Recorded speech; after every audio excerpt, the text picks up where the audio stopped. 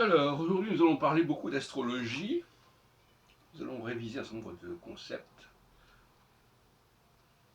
et de l'astrologie telle que je la vois, bien sûr. Alors, je vais commencer par parler des étoiles fixes royales, à savoir Antares, Régulus, Fomalhaut et Aldébaran,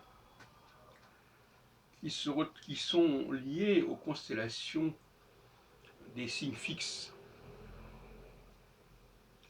à savoir Antares pour le Scorpion, Aldébaran pour le Taureau, l'Aigle pour alors l'aigle, oui, l'aigle et le scorpion, c'est lié de toute façon.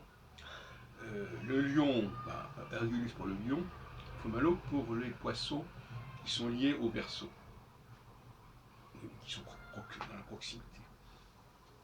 Alors ces quatre étoiles sont donc liées aux quatre signes fixes.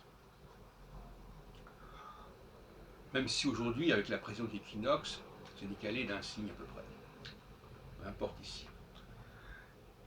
Et on retrouve ces quatre personnages, ces quatre entités, dans le livre d'Ézéchiel, notamment au chapitre 1er, avec une sorte d'apparition qui comporte ces quatre personnages que sont le lion, le taureau, l'aigle et l'homme. L'homme, en l'occurrence, renvoie au Verseau. Bon. Et on ne reviendra pas sur tout un ensemble de facteurs. En fin de compte, est-ce que c'est l'homme ou est-ce que c'est plutôt Adam, qu'on traduit un petit peu rapidement par l'homme. Mais il y a toutes sortes de choses que je ne veux pas développer pour autant. Alors, pendant une certaine période de ma recherche, j'ai accordé la plus grande importance au passage des planètes sur ces quatre étoiles, qu'on peut donc resituer en tropicales. Par exemple, Antares est à 9 degrés du Sagittaire, Aldébaran à 9 degrés des Gémeaux, etc.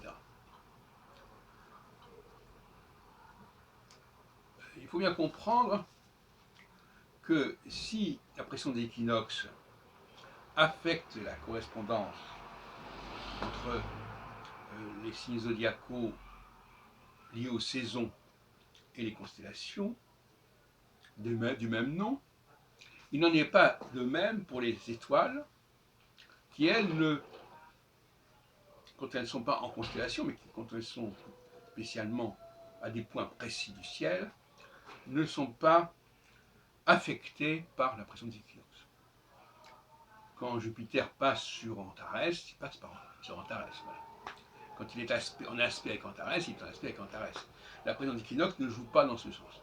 Donc l'argument de présence d'équinoxe pour ne pas tenir compte des étoiles fixes, c'est un argument totalement obsolète et aberrant. Par ailleurs, les étoiles fixes ont l'avantage d'être fixes.